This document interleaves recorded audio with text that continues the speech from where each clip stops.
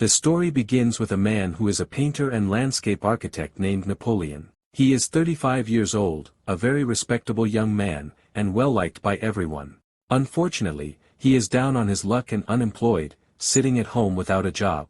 For this reason, despair and depression have taken hold of him. We learn that he is married to a very nagging, sharp-tongued woman who constantly humiliates and insults him because he stays at home without work while she is the one working and providing for the household. For this reason, his wife constantly loses her temper with him, saying, "You are a man with no dignity, letting your wife work while you sit at home pretending to be an artist and living in illusions."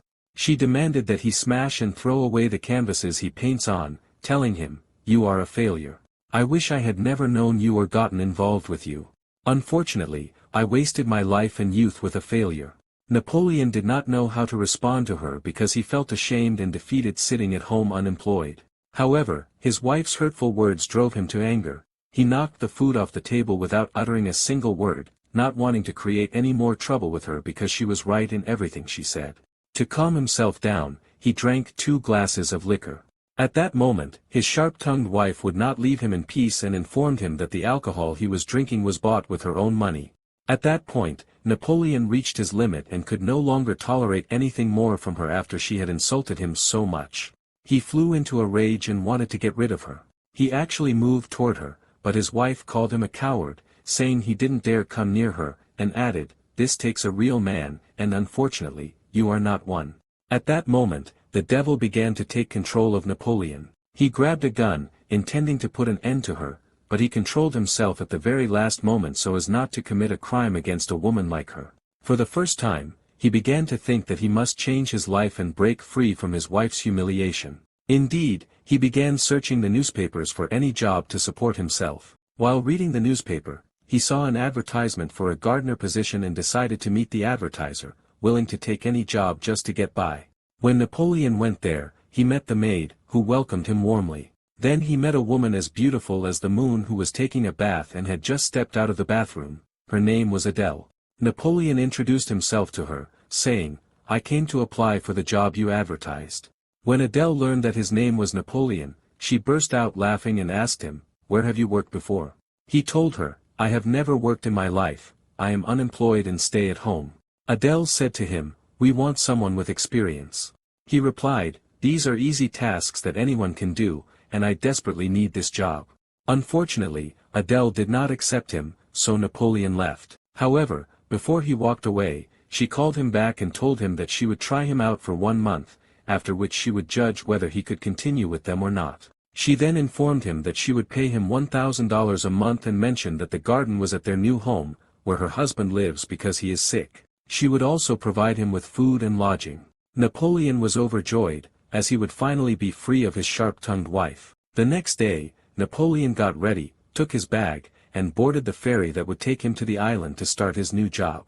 He thoroughly enjoyed the view of the sea and was happy that he was finally rid of the humiliation from his wife, who had always made his life miserable. He felt a sense of freedom, as if he were reborn, ready to change himself, start a new life, and break out of his isolation.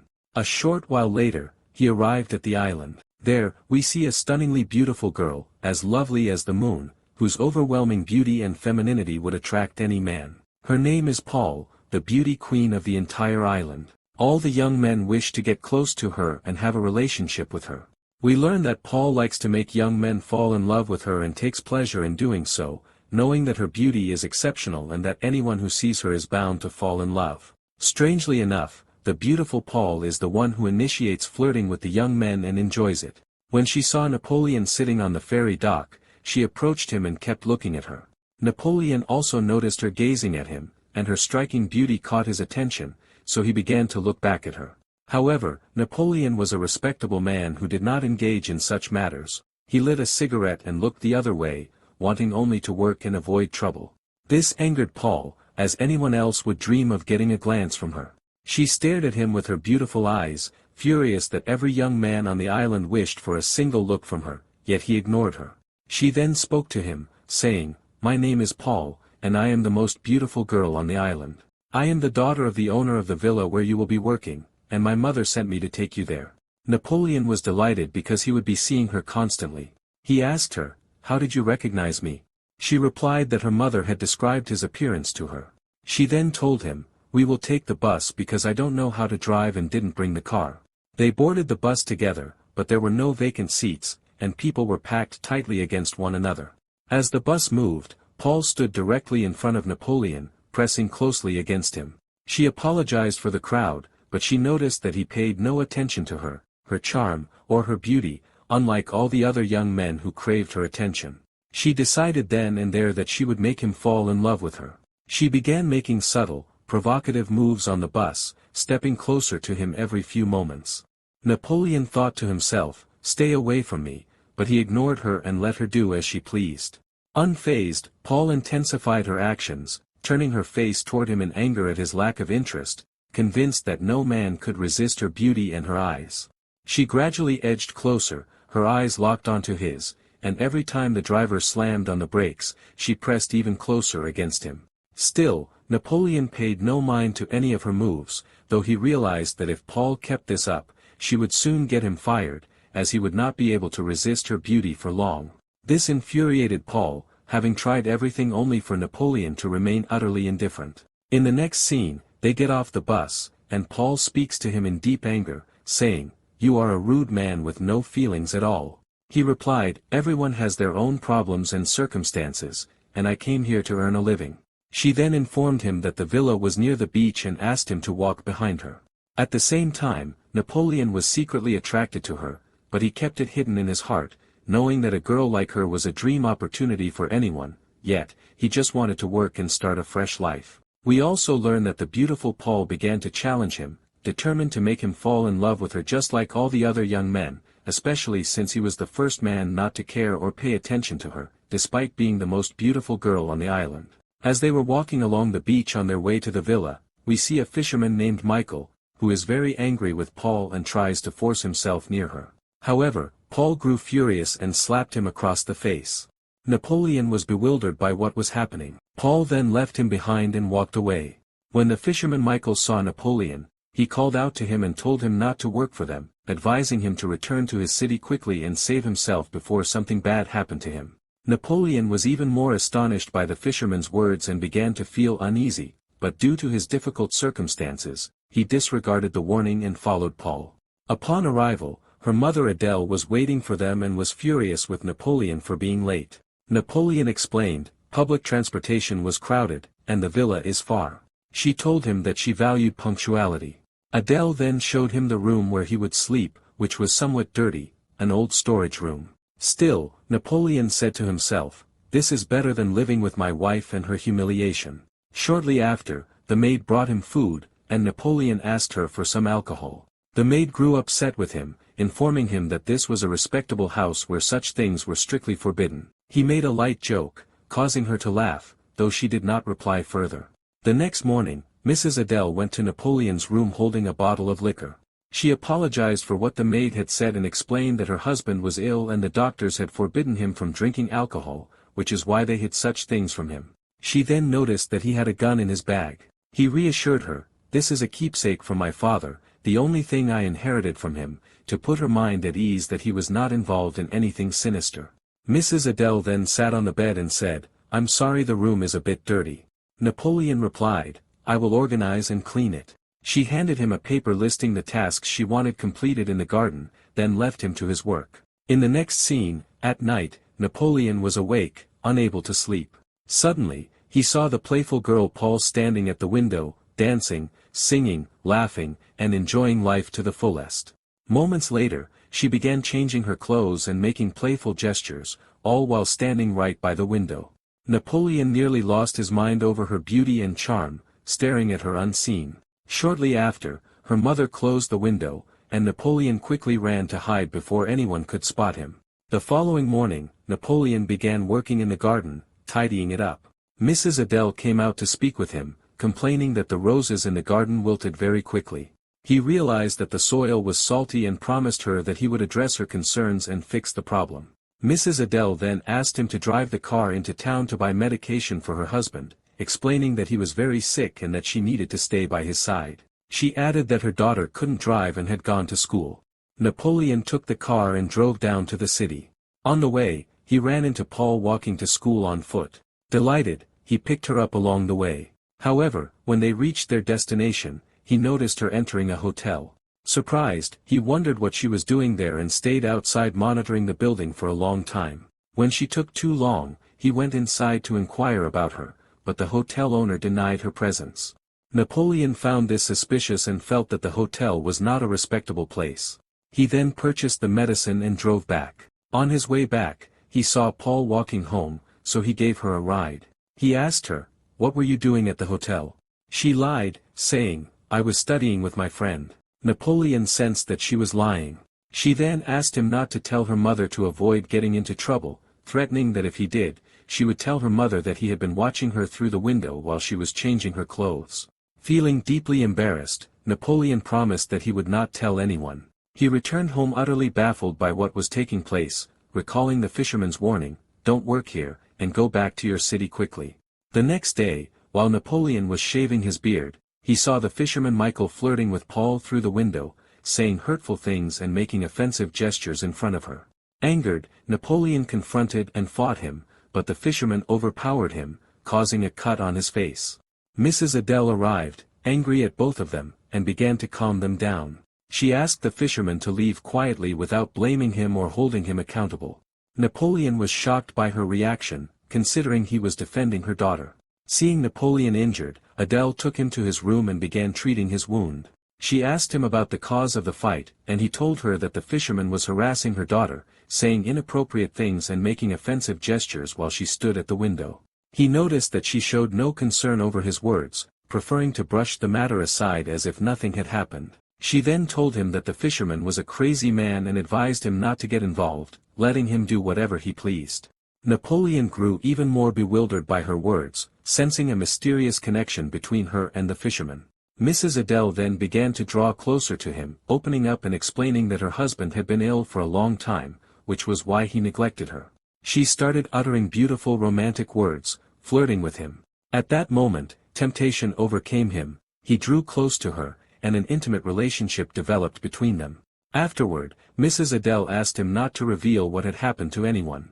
From that time on, they met regularly, secretly gathering every day to spend time together. After a while, Paul noticed that her mother had started paying more attention to her appearance and was meeting Napoleon in the garden constantly.